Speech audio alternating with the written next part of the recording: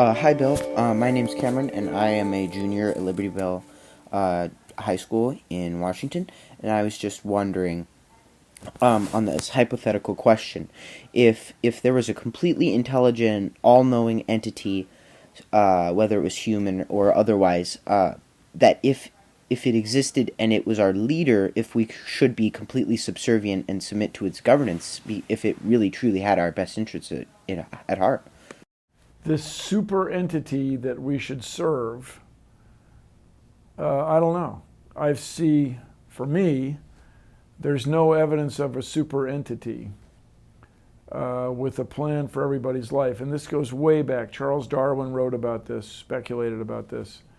And another way to express it, if there is a super entity running things, why is everything so screwed up? And the reason seems to be that humans are all interacting, all trying to get food, shelter, and raise their kids, and there's conflict among us. It's just the way humans are. And so if there is a super entity, I would prefer that she or he was just a little more organized, just took care of things a little better. And the thing to be careful of, in my opinion, is when people you meet are sure that they have a super entity that's telling them what to do that affects you. That is to say, when they tell you you can't do this or you can't do that because the super entity of mine is telling me that I should tell you that you can't do that. That's when there's conflict. And I presume you're in Washington State. And Washington State is way in the west of North America. A lot of the people that came from Europe came here to get away from certain religions, which by modern standards, where we see the strife in wars around the world, were pretty tame.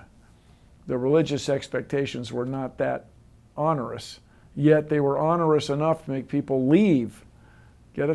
Don't tell me what to do kind of thing. So I'm open-minded, but as we say, you can't prove a negative. And by that I mean, if you say, or if someone says, well, can you prove that there is no super entity?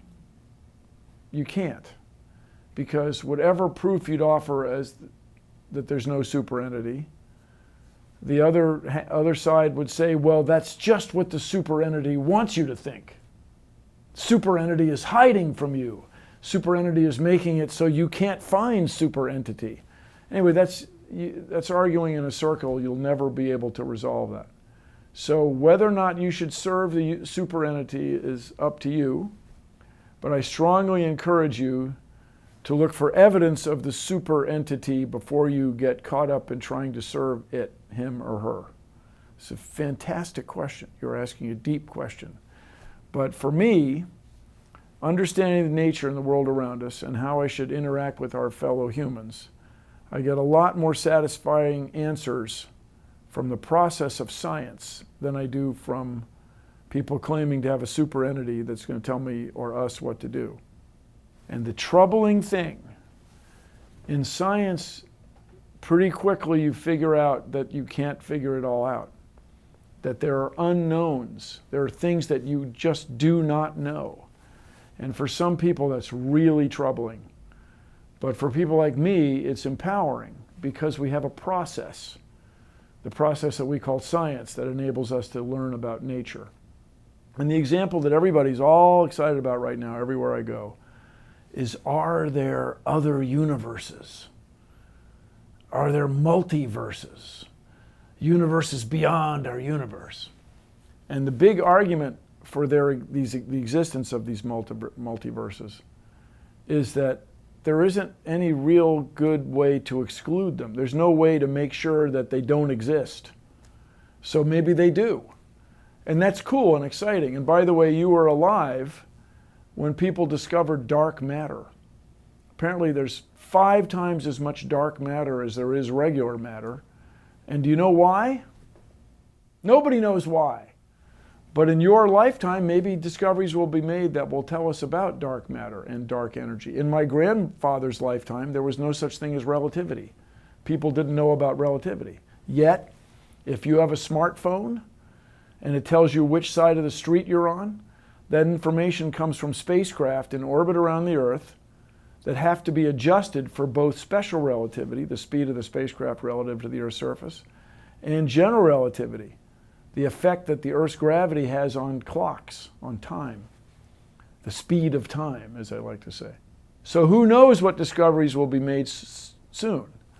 And the thing I'm saying here is that science carries with it this uncertainty, this we don't know it all. We accept that we don't know it all, but we have a process for trying to find out. And that, to me, is elegant and beautiful. Carry on.